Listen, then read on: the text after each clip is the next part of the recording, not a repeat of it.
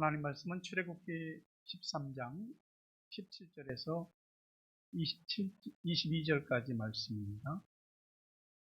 17절부터 보겠습니다. 바로가 백성을 보낸 후에 블레셋 사람의 땅의 길은 가까울지라도 하나님이 그들을 그 길로 인도하지 아니하셨으니 이는 하나님이 말씀하시기를 이 백성이 전쟁을 하게 되면 마음을 돌이켜 애굽으로 돌아갈까 하셨습니다. 그러므로 하나님이 홍해의 광야길로 돌려 백성을 인도하시며 이스라엘 자손이 애굽 땅에서 대열을 지어 나올 때에 모세가 요셉의 유고를 가졌으니 이는 요셉이 이스라엘 자손으로 단단히 맹세하게 하여 이르기를 하나님 반드시 너희를 찾아오시리니 너희는 내 유고를 여기서 가지고 나가라 하였습니다. 이들이 숲곳을 떠나서 광야 끝 에담에 장막을 치니 여호와께서 그들 앞에서 가시며 낮에는 구름 기둥으로 그들의 길을 인도하시고 밤에는 불기둥을 그들에게 비추사 낮이나 밤이나 진행하게 하시니 낮에는 구름 기둥 밤에는 불기둥이 백성 앞에서 떠나지 아니하니라. 아멘. 며칠간 내리는 비는 봄비입니다. 생명의 태동을 알리는 비고 또 이제 따뜻한 바람이 불어오게 하는 비입니다. 봄비가 그런 좋은 생명의 싹픔과 태동을 일으키는 것처럼 성령의 단비가 여러분에게 부어져서 여러분 속에 새 생명의 싹이 튀어오르고 또 웅크리고 있던 모든 것들이 성령의 단비를 머금고 다 꿈틀거리고 태동하고 하나님이 주시는 은혜와 복이 영육간에 넘치게 되기를 주의 이름으로 축복합니다. 함께 인사하십시다. 시작. 사랑합니다. 축복합니다. 네. 두 개의 문구가 있는데 이 두 문구를 우리 마음에 믿음으로 새기면 오늘 말씀은 다 이해하고 받은 것과 똑같습니다.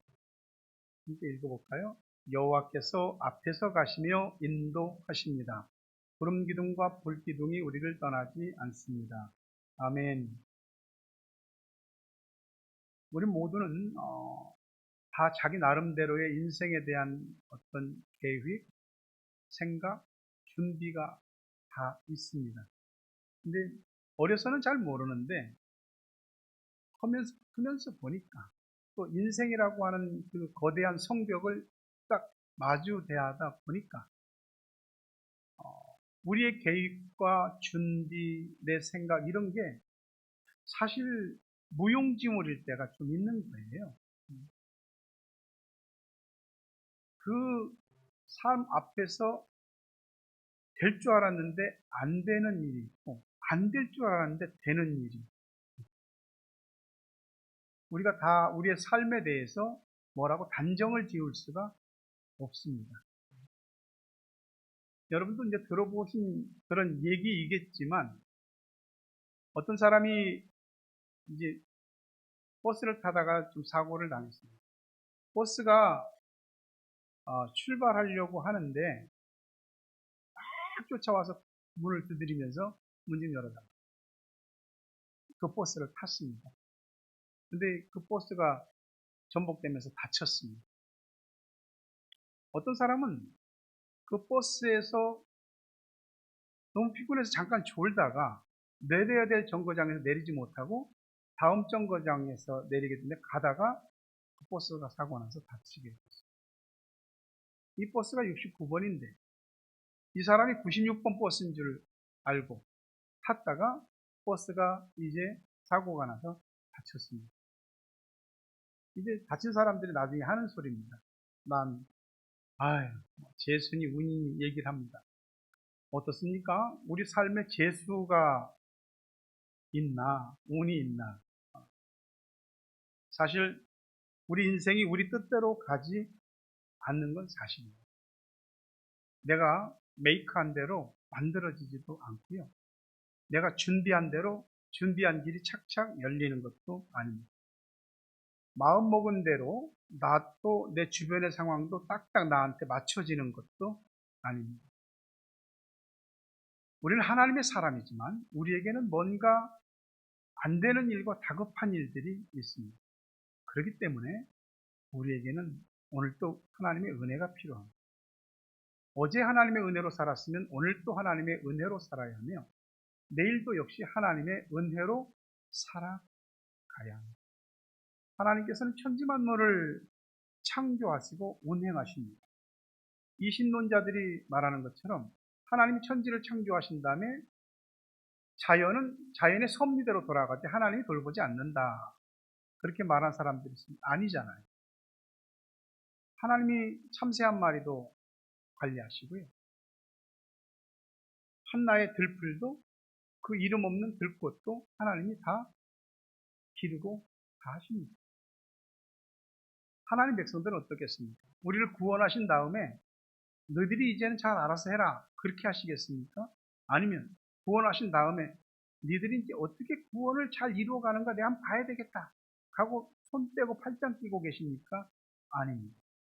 하나님만큼 적극적이신 분이 없어요. 하나님만이 그 스케일이 크신 분이 없고 디테일한 면도 하나님만큼 섬세하신 분이 없어요. 그분이 우리에게 찾아오십니다. 그리고 우리에게 허락하신 구원을 하나님이 만들어 가십니다. 그 과정에서 우리를 돌보시고 인도하시고 함께 하시고 지키십니다. 이것을 신학적으로 용어로 섭리라고 하나님의 인도라고 합니다. 로마서 8장 14절에 보면 무릇 하나님의 영으로 인도함을 받은 그들은 곧 하나님의 아들이라. 하나님의 영은 성령이시거든요. 성령께서 인도하신다 이 말입니다. 아무나 인도하시나요? 그러지 않습니다. 하나님의 자녀들만 인도하십니다. 특별한 은혜죠. 그러니 우리는 그런 특별한 은혜를 받고 살아왔고 지금도 여기 있는 거예요. 찬송가 429장에 보면 내 갈 길 멀고 밤은 깊은데 이 찬양이 있습니다. 3절에 보면 이전에 나를 인도하신 주 장래에도 내 앞에 험산줄령 당할 때에 도우소서.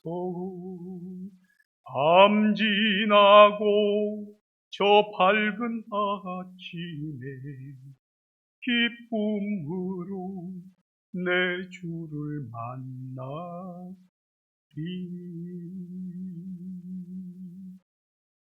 이전에 어제 나를 인도하신 주님이 오늘도 내일도 인도하십니다.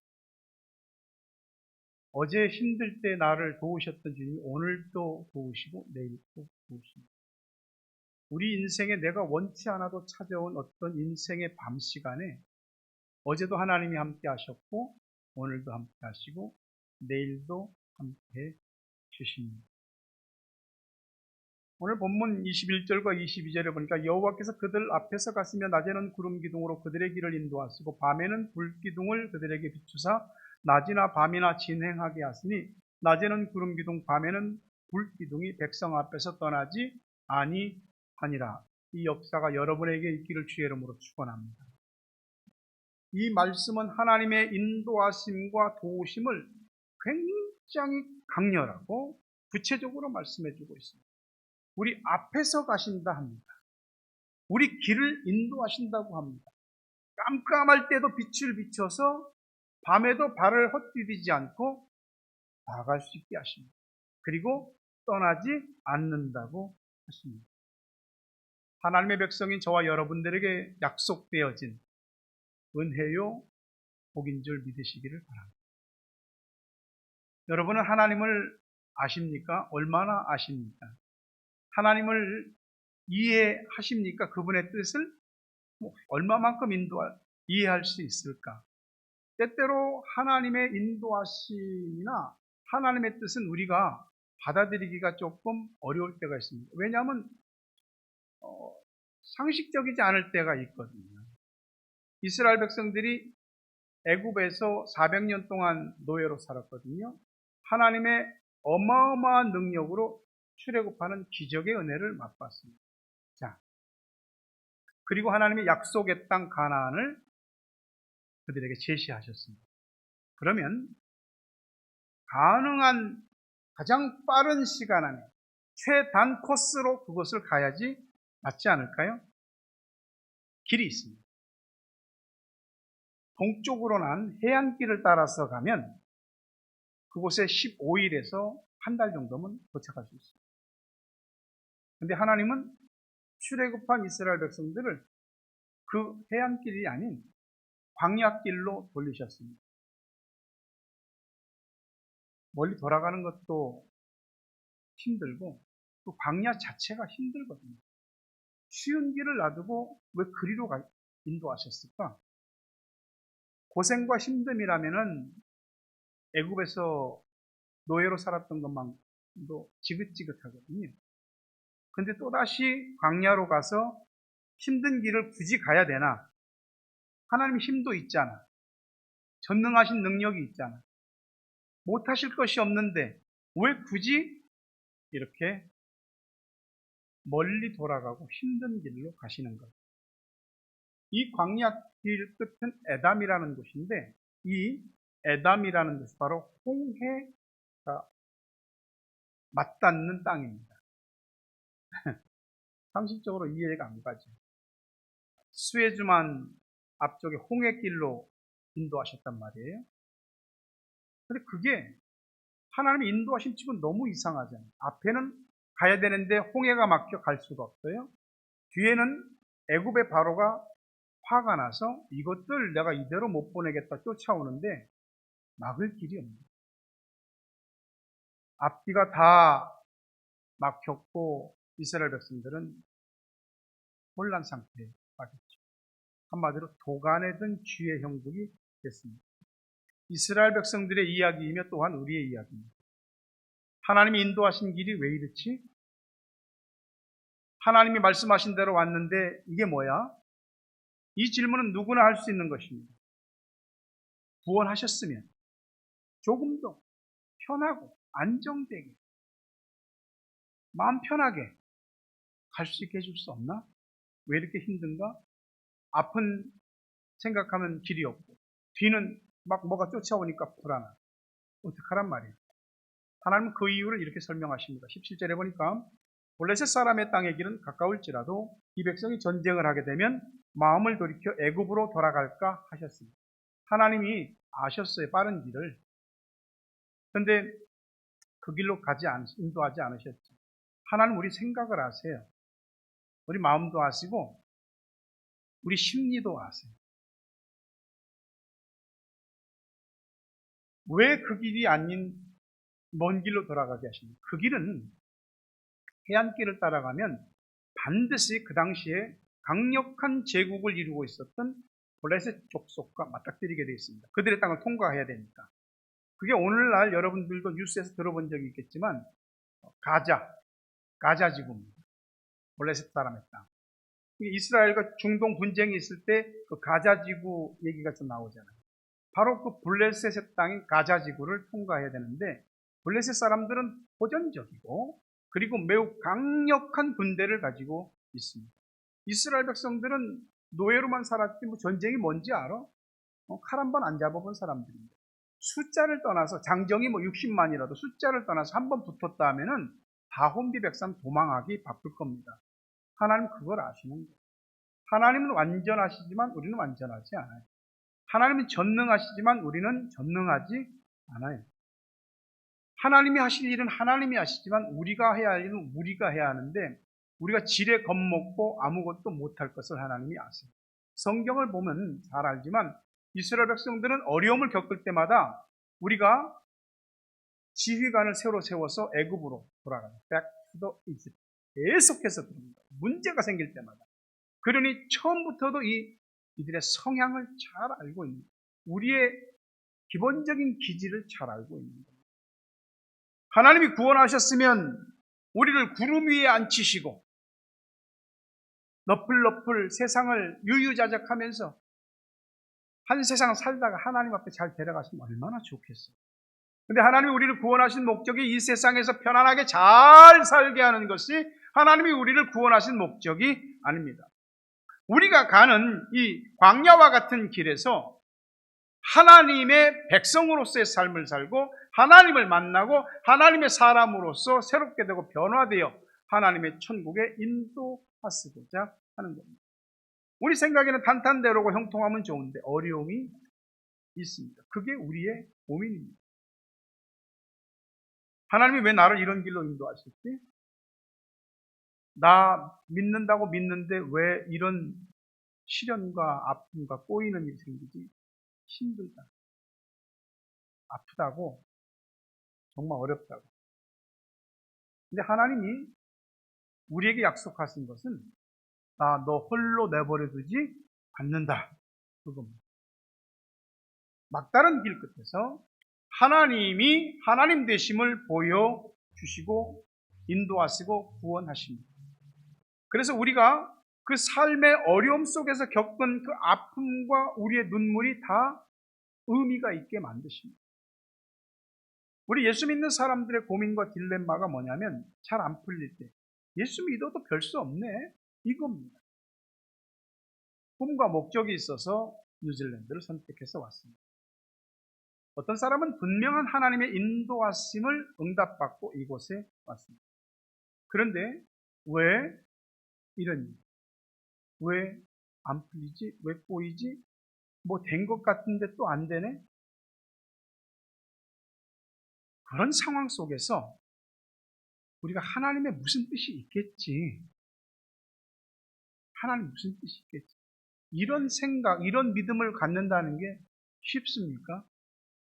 쉽지 않습니다. 우리 삶에서 제일 어려운 것은 내 뜻대로 되지 않는 겁니다.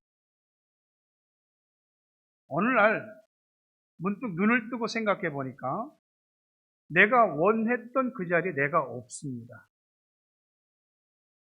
그러다 보니까 내 인생은 늘 힘들고 어렵고 실패한 인생이라고 생각이 되는 거죠.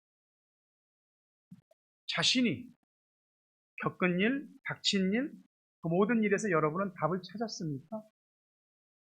어떤 답이었어요? 답이 있습니까? 풀리지 않는 일, 설명되지 않는 일.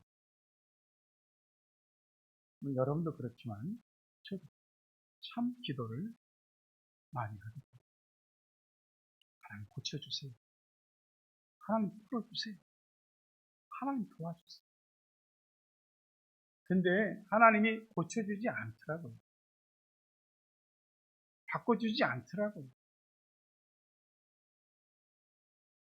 풀어주지도 도와주지도 않더라고요.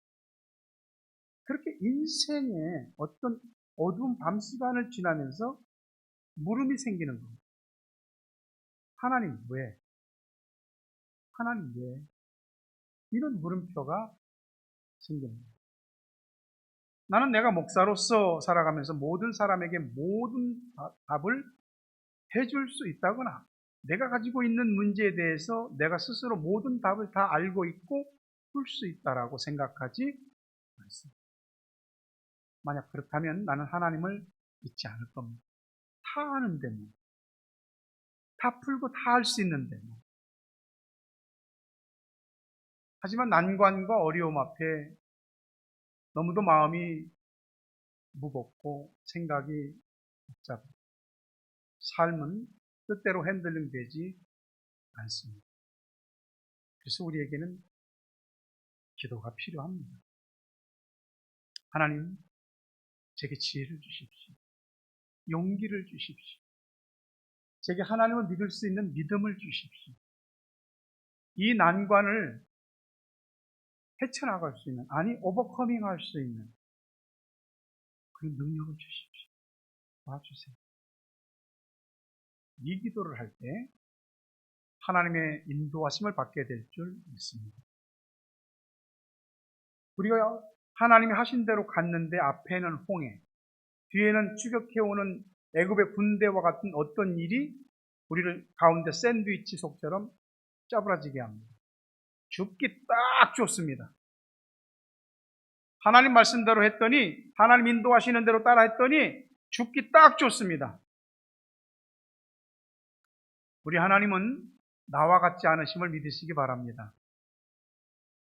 길이 없는 홍해에 바다를 쫙 가르시고 물벽을 이루시고 그리고 밤새도록 동풍이 불어 홍해 밑바닥을 싹 말리시고 마른 땅처럼 건너게 하시고 추격해오는 애굽의 군대는 그 홍해에 다 수장되게 하셨습니다. 신앙생활 내가 시작한 게 아닙니다. 하나님이 시작하게 하셨어요. 신앙생활 내가 내 힘으로 하는 게 아닙니다. 하나님이 우리 신앙이 신앙될 수 있도록 그렇게 이끌어 가십니다. 모든 일에 주님 뜻이라는 걸 믿으십시오. 그런 찬양도 있잖아요. 주님 뜻대로 살기로 했네. 주님 뜻대로 살기로 했네. 주님 뜻대로 살기로 했네. 뒤돌아서지 않겠네. 우린 구원받았지만 사탄은 집요하게 추격해옵니다.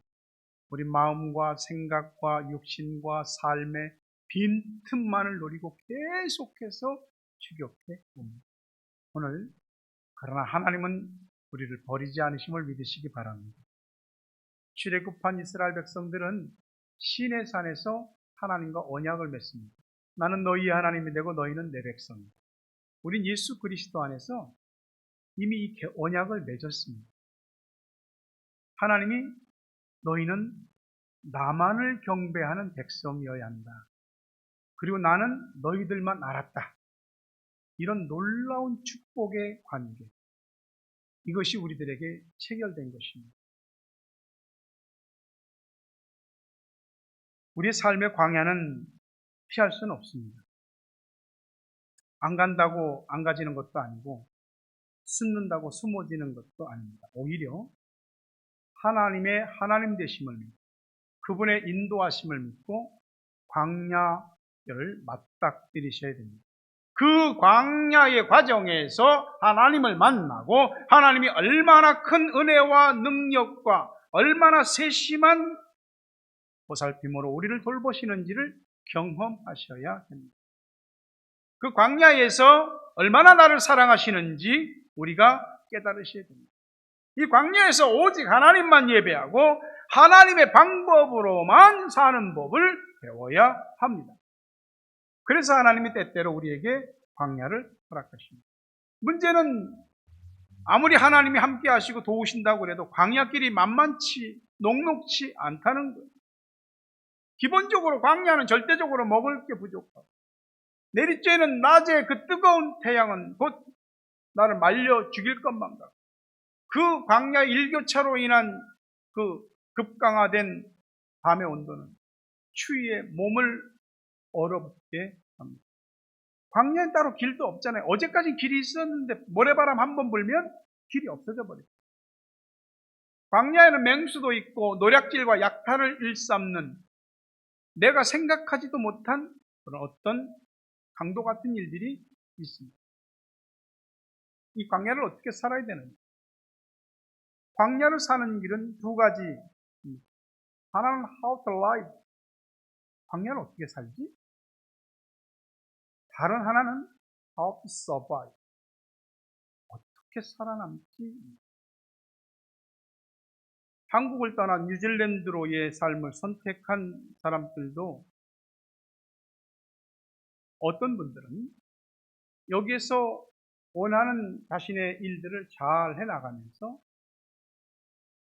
즐기며 살 수도 있고 또 이 땅에 정착하면서 살아가는 사람은 날마다 how to survive, 어떻게 살아남지 이걸 고민하게 됩니다.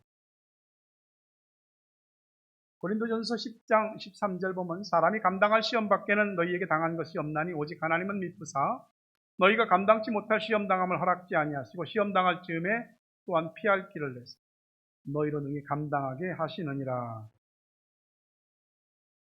할 수 있을 것 같은데 현실을 딱 정면으로 맞닥뜨리면 이 말씀이 믿어지지가 않습니다.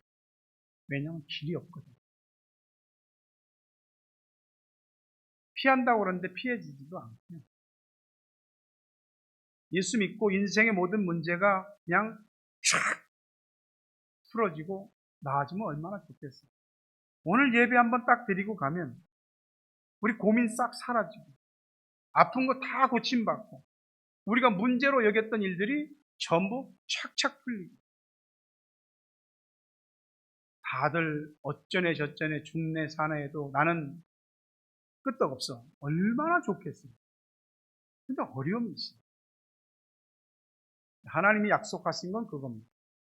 내가 너 어려움 없게 해줄게, 그걸 약속하신 게 아니고 내가 너를 앞서서 인도한다. 내가 너의 길을 이끌어간다.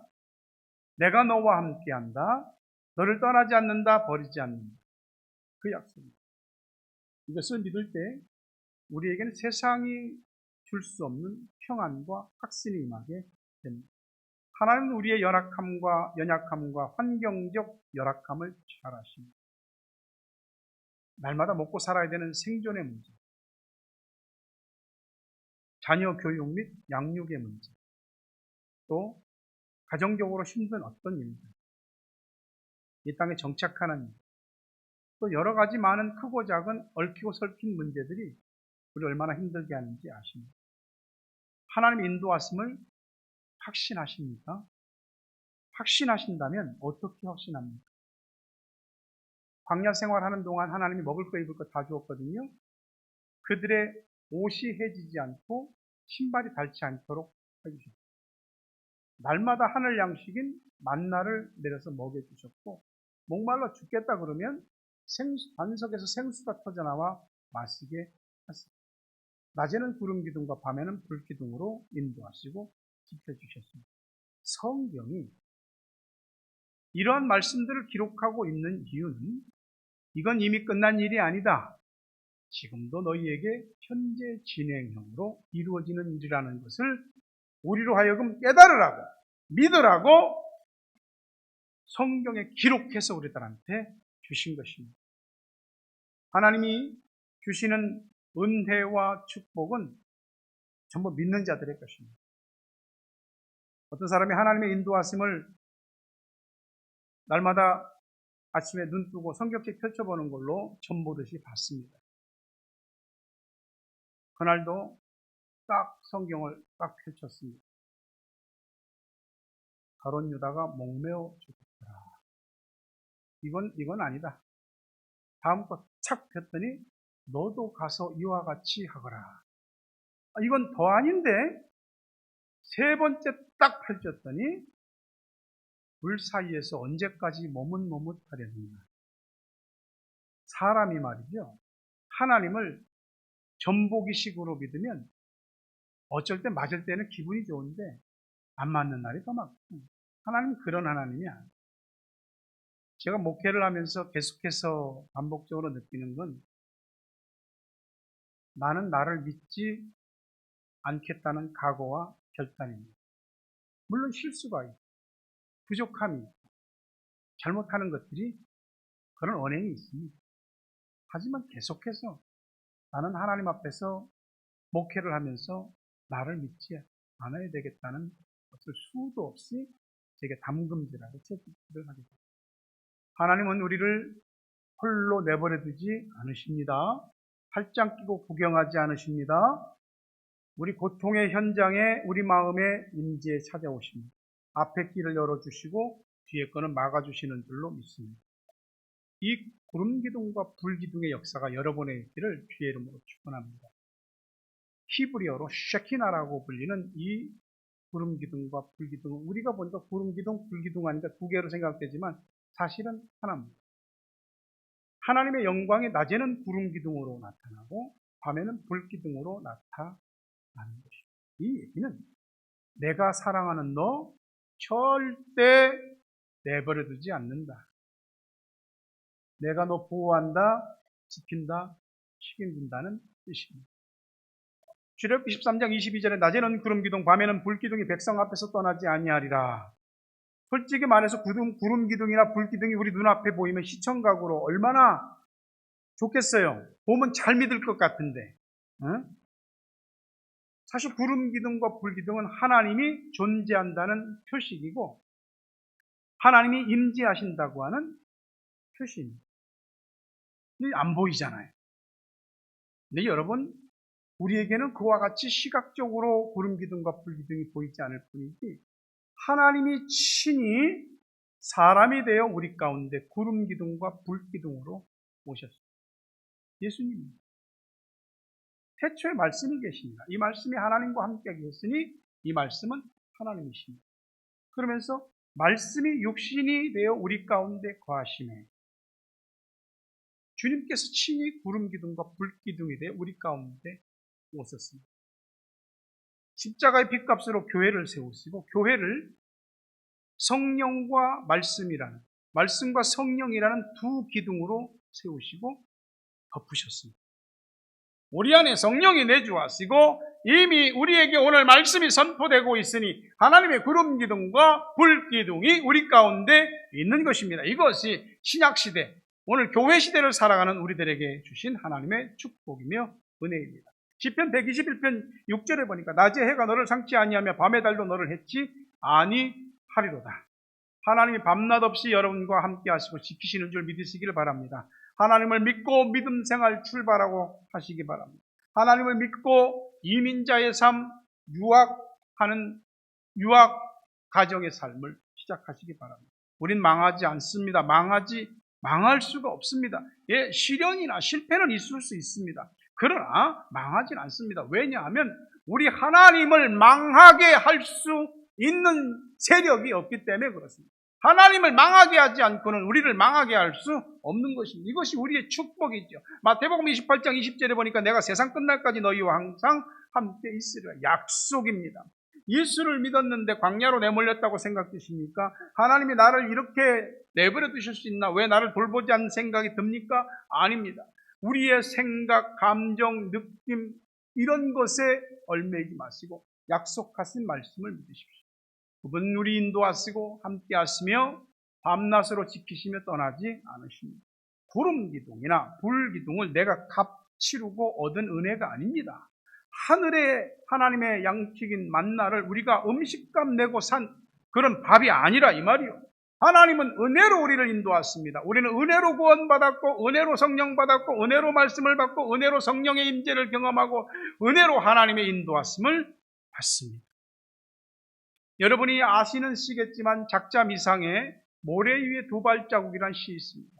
어떤 사람이 꿈인지 딱 자기 눈앞에 파노라마 같이 펼쳐지는 자신의 삶이 보이는 겁니다. 모래 위를 걷는데 자기와 주님이 걷는